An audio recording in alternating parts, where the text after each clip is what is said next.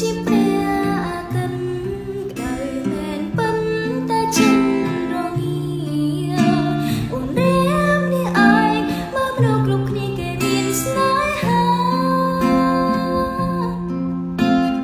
ចង់តែជារាស្មីបំផ្លាញផែនដីពីចិនក្រមាប្រហែលទើបអូនអាចមានវាសនាបែបដួងឆានត្រឹមជា